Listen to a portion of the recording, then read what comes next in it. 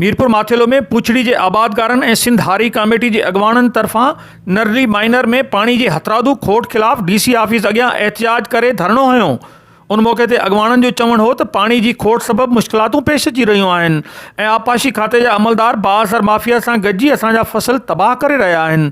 अगवाणन comrade Naveed मांधल शहर, comrade कट्टू शहर, कामरेड जहांगीर शहर ऐं सिंध हारी कमेटी के अगवाणन सिंध टीवी न्यूज़ सां ॻाल्हाईंदे चयो त कमेटी ज़िले घोटकी तरफा पानी खोट खिलाफ जो धरणो है यो असल में जो सभी वाहन में खोट है, पर ख़ास करे नरली मैनर जका है उनमें उनकी खोट है पानी की, उनके जानी वाणी बंद किया। आबादगार जेके आहिनि उहे 80 जे ॾहाके खां वठी एहतजाज कंदा पिया। खिरो हीॾे जेके भी नंढियूं वॾियूं शाखूं आहिनि उन्हनि जा हिननि पानी बंदि कया आहिनि। अॻु में त हिननि 2 महीना लेट पानी ॾिनो, जेको फसल थियो आहे उहो फसल सुके थो। इन जे लाइ वज़ीर आज़म पाकिस्तान का, चीफ जस्टिस ऑफ पाकिस्तान का असां अॼु जे हिन प्लेटफार्म का, सिंधारी कमेटी के प्लेटफार्म का पुरज़ोर मुतालबो करियूं त महिरबानी करे ही आबादगार जेके पुछड़ी में आहिनि इन्हनि खे पानी नथो ॾिनो वञे। छा भला ही पाकिस्तान जा रवासी न आहिनि?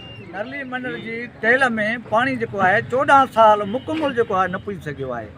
हिन दौर ताईं पानी जो है नरली मंडल के टेल के न पुजाए सकिया आहिनि। इन जे करे जो पानी जो है पुना वॾनि माण्हुनि जा वाटर आहिनि ऐं नरली मंडल जी मुंड वारी कैपेसिटी आहे उहा साॻी आहे ऐं 50 मोटर जेका मोगा वॾा पैप विझी वॾनि माण्हुनि जा पैप विझी पानी जो है उन्हनि चोरी करे कामोरा उन सां गॾु मिलियल आहिनि। असांखे मुसलसल हिन साल जी शुरूआत में जीअं असांजी अञा पोखी न थी, असां रेगुलेटर खां वठी मथां गुडू में भी धरणा मारियासीं, तंहिं हूंदे ताईं भी जेको असांजो DC SC इंजीनियर असांखे अञा ताईं पानी न ॾिनो आहे। उन चयो त असांखे नरली माइनर जी पुछड़ी ताईं पानी पहुचाए ॾियो जीअं नंढे आबादगारनि मां बेचैनी ख़त्म थी सघे। ॿी सूरत में धरणो जारी रहंदो। कैमरामैन टीम सां गॾु अशरफ बुखारी, सिंध टीवी न्यूज़, मीरपुर माथेलो।